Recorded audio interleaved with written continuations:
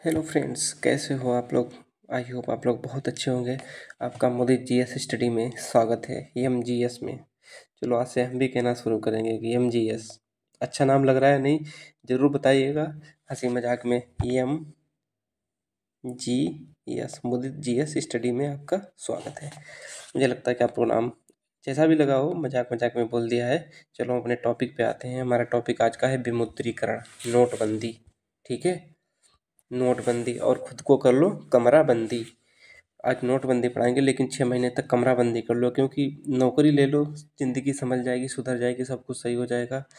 और ये मत सोचो कि एग्ज़ाम कब होगा, कैसे होगा। आपका एग्ज़ाम जून, वो लास्ट जून और जुलाई तक एग्ज़ाम आपका हो ही जाना है। इसे कोई नहीं रोक सकता जून जुलाई में, क्योंकि अब इनके पास रेडियो ऑपरेटर की भर्ती है। रेडियो ऑपरेटर की रनिंग और फिजिकल वो क्या नाम, फिजिकल और क्या नाम, वो सब करा के इनकी ज्वाइनिंग कर देंगे। ये क्या नाम, अगस्त तक इनकी ज्वाइनिंग करा देंगे और आप लोगों का एग्ज़ाम करा के फिर इनके पास एक ही वैकेंसी बचेगी। और हो सकता है इसी के बीच में आपकी यूपीएसआई वैकेंसी भी देखने को मिल जाए। तो ये यूपीएसआई और यूपीपी दोनों के लिए बहुत ही फ़ायदेमंद तो टॉपिक है, और दिया भी गया है, दोनों के सिलेबस में कॉमन है, और इससे बाहर क्वेश्चन नहीं जाएगा, गारंटी लेता हूँ। आएगा तब देख लेना।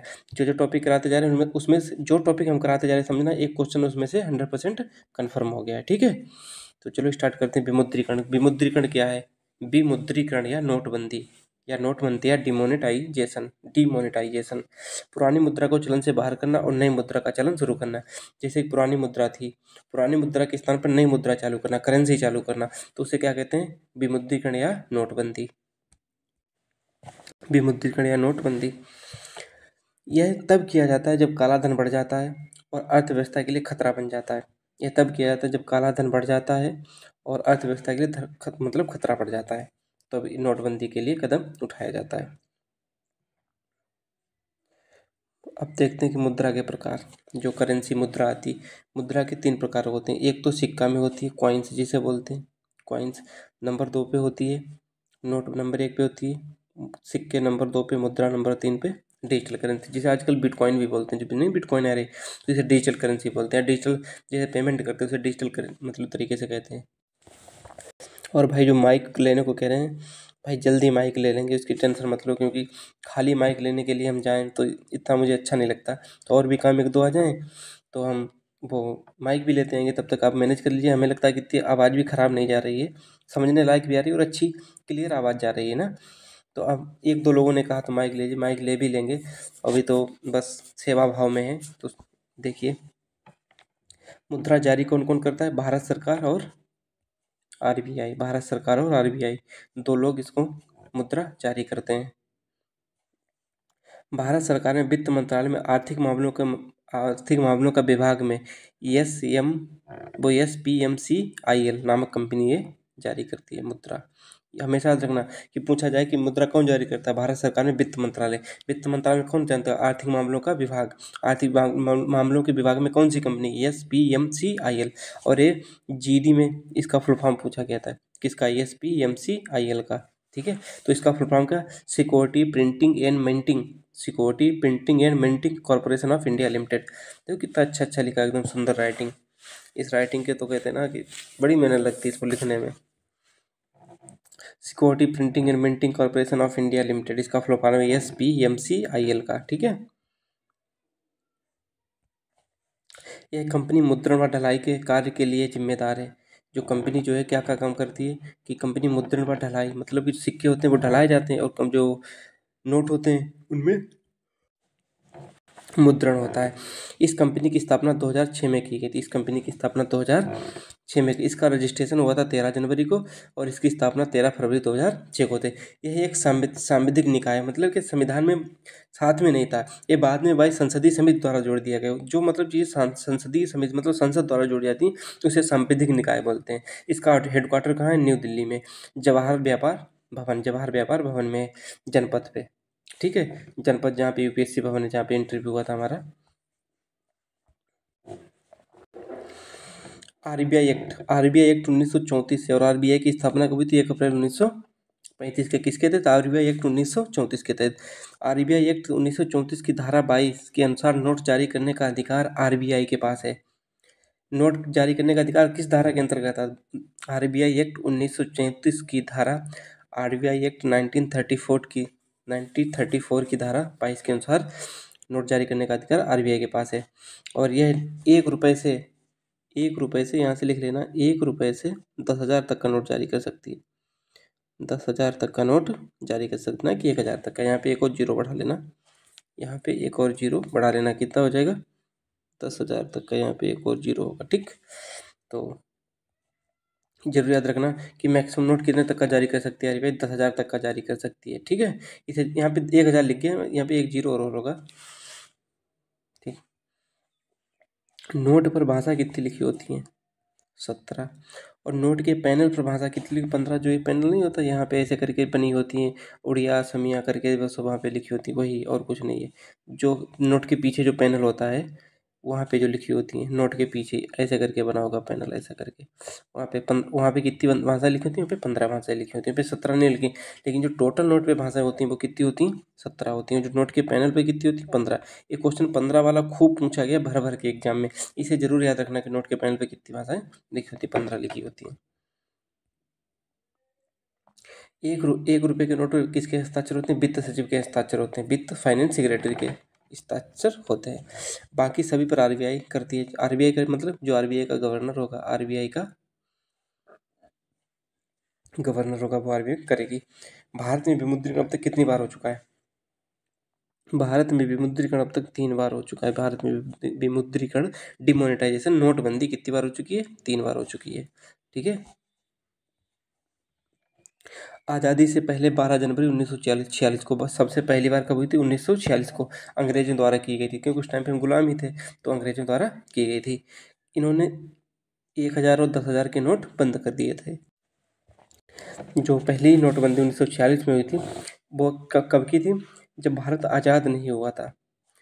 10,000, 1,000, 10,000 के नोट बंद कर दिए थे। उसके बाद 1954 में फिर दोबारा 1,000, 5,000 और 10,000 के नोट दोबारा शुरू कर दिए गए थे। 1954 में पूछा गया था कि दोबारा नोट कब शुरू हुए थे? 1954 में। डेट याद रखना। देखो कितना छोटा कंटेंट, कितने छोटे वीडियो में। देखो इतना करने के बाद मैं आपको गारंटी दूँ, किसी और की वीडियो मत देखना यदि अपने भाई पे भरोसा करते हो, और देख भी लेना, बस इतना सोचना कि इस मतलब कि एमजीएस, मोदी जीएस स्टडी से बेहतर कंटेंट किसने दिया है। बस ये चीज़ हमें दिखाना कि क्या कि कंटेंट में उसने बेहतर दे दिया है, तो वो चीज़ हमें बताना कि यहाँ पे सब कुछ मिल जाएगा, कहीं से भी कुछ नहीं बचेगा। और दूसरी बार नोटबंदी कब हुई थी? जनवरी 1978 में। पीएम कौन था? मोरारजी देसाई थे। गवर्नर आईजी पटेल थे, आईजी पटेल। वित्त मंत्री हरिभाई एम पटेल थे, हरिभाई एम पटेल, दोनों पटेल थे। और कौन कौन से नोटबंदी हुई थी जो यहाँ पे शुरू होते? 5,000 और 1,000 के नोटों की नोटबंदी हुई थी। तो जो दूसरी बार नोटबंदी थी, उसमें कितने नोटों के बंद किए गए थे? 5,000 और यहाँ पे 10,000 का नोट होगा, ना कि 1,000 का। यहाँ पे 10,000 का नोट होगा, ठीक है। वो हमारा गलत ही लिख गया था, कोई बात नहीं, यहाँ पे 10,000 कर लेना। तो 5,000 और 10,000 के नोट बंद हुए थे। दूसरी बार कब हुई थी? 1978 में। डेट जरूर याद रखना। कौन पीएम था? मोरारजी देसाई पीएम थे। गवर्नर आईजी पटेल थे। वित्त मंत्री हरिभाई एम पटेल थे। और 5,000 व 10,000 के नोट बंद किए गए थे। और तीसरी बार हमारे युग पुरुष नरेंद्र दामोदर दास मोदी जी, भारत के प्रधानमंत्री। आज रात 8 बजे से भाइयों बहनों नोटबंदी की जाती है। किसने कहा था? मोदी ने कहा था। 8 नवंबर 2016 को तीसरी बार नोटबंदी हुई थी। 8 नवंबर 2016। हालांकि मोदी जी नोटबंदी का जिक्र नहीं करते अपनी भाषण में, लेकिन नोटबंदी मोदी ने ही की थी, क्योंकि मोदी जो काम करते हैं वो जरूर कहा जाएगा, जिक्र करते हैं, लेकिन पता नहीं नोटबंदी का जिक्र क्यों नहीं करते हैं। बाकी ये मत भूल जाना कि मोदी ने की थी। तो 8 नवंबर 2016 को मोदी ने की थी। पीएम कौन था? नरेंद्र मोदी थे। गवर्नर उर्जित आर पटेल थे। और वित्त मंत्री अरुण जेटली थे, वित्त मंत्री अरुण जेटली थे। और 5,000 व 1,000 के नोट बंद कर दिए गए थे। और 5,000 नोट, कुल नोट कितने थे? 15,000, 15 लाख, वो 15.44 करोड़, 15 करोड़ 44 लाख साइड में इतने लगभग नोट थे। कितने? 500 और 1,000 के। जो वापस आए थे 15.23 करोड़ आए थे, लगभग 99% वापस आ गए थे। 1% बचे थे 2023 में। 2,000 के नोट वापस, जिनकी लास्ट डेट क्या थी? 30 सितंबर थी, मतलब कि वापस करने की लास्ट डेट 30 सितंबर थी। 2,000 के नोट वापस कर सकते थे। तो तीसरी बार की नोटबंदी आप लोगों को पसंद आई होगी। सिक्के ढालने के टकसाल कितने? 4 टकसाल हैं। इनकी ट्रिक याद रखो। नमक, नमक, नमक मतलब नोएडा, एम मतलब मुंबई, के मतलब कोलकाता और एच हैदराबाद। अपनी तरफ से याद रखो। नमक, नमक याद रखो। सिक्के ढालने के टकसाल कहाँ हैं? नमक में। एन, नमक कैसे याद रखो? एन एम के, नमक। सिक्के डालने के टकसाल का नमक। नोएडा, मुंबई, कोलकाता, हैदराबाद, टोटल हो गए। सिक्का जो है वो 1 से लेके 1000 तक, सिक्का 1 रुपये से लेके 1000 मैक्सिमम इतने तक का डाला जा सकता है, ठीक है। और कॉइनिंग एक्ट मतलब सिक्का एक्ट कब बना था? 2011 में सिक्का एक्ट, जिसे कॉइनिंग एक्ट बोलते हैं। ये है कौन सा? सिक्का एक्ट। जो मुंबई व कोलकाता में पदक, जो मुंबई व कोलकाता के टकसाल हैं, मिंटिंग है, वो पदक भी ढालते हैं। कौन से? भारत रत्न और क्या नाम, पद्म विभूषण, पद्मश्री, पद्म भूषण, ये सब जो पदक हैं वो भी ढालते हैं। नोट छापने के कारखाने कहाँ हैं?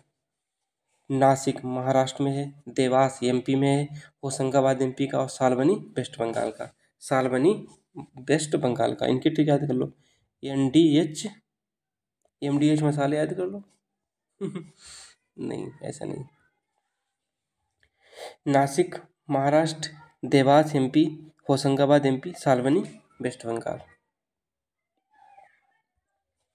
2016 से 2017 में 20,000 मिलियन से अधिक बैंक नोट छापकर रिकॉर्ड क्रिएट किया गया था। विश्व रिकॉर्ड है, इससे ज़्यादा कोई नोट एक साल में इतना छाप नहीं सकता है। जितने भी रिकॉर्ड बनते हैं वो भारत में ही बनते हैं। सिक्के का निर्माण किस किस से होता है? किस मतलब धातु से होता है? Ferric stainless steel, ferric stainless steel इनसे होगा। जो नहीं वो 1 रुपये का सिक्का आता है वो फेरिक स्टेनलेस स्टील का होता है। और क्यूप्रो निकल का होता है, क्यूप्रो निकल। और ब्रॉन्ज जो 10 रुपये का सिक्का आता है जो पीला पीला होता है वो, और एल्यूमिनियम ब्रांज, एल्यूमिनियम और ब्रांज का बना होता है, एल्यूमिनियम और ब्रांज का बना होता है। अब देखो, आरबीआई द्वारा जारी पहला नोट 5 रुपये का था 1938 में। 5 रुपये का नोट था 1938 में। देखो हम सर्किल उसी पे करते हैं जो बहुत इंपॉर्टेंट होता है। स्वतंत्रता के बाद 1 रुपये का सिक्का कब जारी हुआ था? 1949 में हुआ था।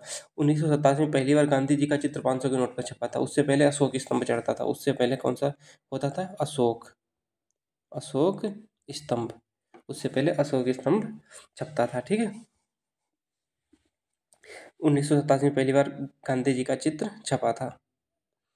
और 1996 से महात्मा गांधी की सीरीज चल रही है। 1996 से रेगुलर सभी नोटों पे 10 रुपये, 10 रुपये पे, 5 रुपये पे, 20 रुपये पे, 50 रुपये पे, 100 रुपये पे, 500 पे, 1000 पे, जितने की नोट है सब पे 1900 रेगुलरिटी 1996 से शुरू हुई थी हर नोट पे। लेकिन पहली बार 1987 में पहली बार गांधी का चित्र 500 के नोट पे छपा था। एक क्वेश्चन पूछे गए वहीं से सारे उठाए, बाकी कहीं से कुछ नहीं है। 2005 से नोटों की छपाई वर्ष, जैसे कि ये नोट कब छपा? 2005 में छपा, 2006 में छपाया, 2007 में छपाया, 2022 में छपाया, 2024 में छपा। तो इनके जो छपाई वर्ष से कब से शुरू हुए थे? 2005 से छपाई वर्ष शुरू हुए थे। 1957 तक भारतीय रुपया आनों में विभाजित था। 10 आना, 15 आना, 16 आना, 25 आना, अठन्नी, 8 आना, अठन्नी बोलते ना, 8 आना। अठन्नी किसको बोलते थे? 50 पैसे को बोलते थे। 50 पैसे को अठन्नी बोलते थे। और चवन्नी, 4 आना, ऐसे करके शायद बोलते थे, अठन्नी, चवन्नी, जो कुछ भी था। लेकिन आनों में विभाजित था। 1957 तक भारतीय रुपया आनों में विभाजित था। रुपए का प्रतीक, जो ये रुपए का प्रतीक होता है ना, ये वाला बड़ा सा करके देख रहे, ये वाला, और इसके बीच में कैसा था? कट लगा होता है। ये वाला प्रतीक किसने बनाया था? डी उदय कुमार ने। डी उदय कुमार इसके जो डिजाइन करते थे, आर्किटेक्ट मतलब जिन्होंने डिजाइन किया था, किसने किया था? टी उदय कुमार ने किया था। भारत में 3 बार अवमूल्यन हो चुका। अवमूल्यन ऐसा होता है कि दूसरे देश की तुलना में अपने देश की मुद्रा की वैल्यू घटा देना। घटा देने का मतलब है कि आज $1 15 अगस्त 1947 को, 15 अगस्त 1947 को $1 था, वो 1 रुपये के बराबर था। 1 रुपये के बराबर था। आज जो डॉलर की स्थिति है वो 85 रुपये में लगभग में पहुंच गई है। 1 रुपये के वो 85 रुपये के, $1 85 रुपये के बराबर आजकल हो गया, ठीक है। और उसी के सापेक्ष में यदि $1 के है, इसकी वैल्यू यदि कितनी हो जाए? 90 रुपये हो जाए, मतलब देखो रुपये का बढ़ना उसकी वैल्यू को डाउन करता है। जैसे 90 रुपये हो गए तो वैल्यू, यदि 95 हो गया तो और वैल्यू घट गई। ये 100 रुपये हो गया $1 की वैल्यू, तो हमारी इंडियन करेंसी की और वैल्यू घट जाएगी। तो इसे कहते हैं मुद्रा का अवमूल्यन बोलते हैं। रुपये की वैल्यू घटना ही उसका अवमूल्यन कहलाती है। अब खुद सोचो, किसी के ना समझ में आएगी ये बात, एक बात यहाँ पे देख लो।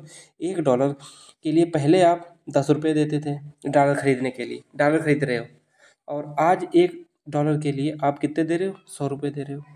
तो आप जेब से ज़्यादा रुपए जा रहे हैं ना, तो इसका मतलब ये है कि इसकी वैल्यू बढ़ रही है। ये देखो अपनी वहीं पे है $1, लेकिन इसकी वैल्यू, इसका जो मूल्य है वो तो बढ़ रहा है इसके अकॉर्डिंग, लेकिन इसका अवमूल्यन हो रहा है, मूल्य का ह्रास हो रहा है। ऐसे समझो, खुद का दिमाग लगाओ तो समझ में आ जाएगा। कब का अवमूल्यन हुआ मुद्रा का? 1949 में हुआ, 1966 में, 1991 में। सबसे ज़्यादा अवमूल्यन पैसे का 1991 में किया था। पैसे की वैल्यू बहुत ज़्यादा 1991 में ही घटाई गई थी, इससे ज़्यादा कभी नहीं। थोड़ा फुल फॉर्म देख लो, खूब पूछ जाता है। आई एफ यहाँ पे IPSC नहीं है, IFSC देखो यहाँ पे सही लिखा, Indian financial system code IFSC का फुल फॉर्म होता है। इसमें कितने अंक होते हैं? 11 अंक होते हैं, जरूर याद रखना। या IFSC कोड में कितने अंक होते हैं? 11 अंक होते हैं। स्विफ्ट, जो मतलब विदेशों में रुपए के लेन देन के लिए किया जाता है, जो इंडिया में किया जाता है उसे IFSC कोड बोलते हैं। जो विदेशों में किया जाता है, यहाँ पे IFSC लिख लो, और जो विदेशों में किया जाता है उसे बोलते हैं स्विफ्ट कोड। स्विफ्ट का फुल फॉर्म क्या होता है? Swift, society for world wide trademark interbank financial telecommunication code. Society for world wide interbank financial telecommunication code, इसे बोलते हैं क्या? Swift code. CVV, जो आपका ATM होता है उसके पीछे लिखा होता है कि जब या कोई तुम पेमेंट करते होगे तो वहाँ पे CVV कोड लिखा होता है। तो CVV कोड के पीछे क्या होता है कि कोड, इसका बोलते हैं कार्ड वेरिफिकेशन वैल्यू। CVV का फुल फॉर्म होता है कार्ड वेरिफिकेशन वैल्यू। और आपके लोगों की क्लास यहीं पे फिनिश होती है। बाय बाय, टेक केयर, मिलते हैं नेक्स्ट वीडियो में और सबसे बेस्ट कंटेंट के साथ। आप लोग ज़रूर लाइक ज़रूर कर दिया करो, जिससे कि कुछ नहीं होता है, बस यूट्यूब रीच फेंक देता है। और आप सपोर्ट बना के रखिए, आपके भाई आपको GS में 30 के राउंड आपके क्वेश्चन जरूर करवा के सही मानेंगे, ठीक है। और GS 90% से लगभग में देखो 15 अप्रैल तक आपकी GS हम कवर करा देंगे। फिर उसके बाद कहना कि हाँ भैया आपने GS में ये छोड़ दिया वो छोड़ दिया, कुछ भी नहीं छोड़ेंगे, आपकी GS पूरी कंप्लीट करा के हम जाएंगे। तो बाय बाय, टेक केयर, मिलते हैं नेक्स्ट वीडियो में। आपका सपोर्ट ही हमारी जान है और आप हमारी जान हो, ठीक है। Bye bye.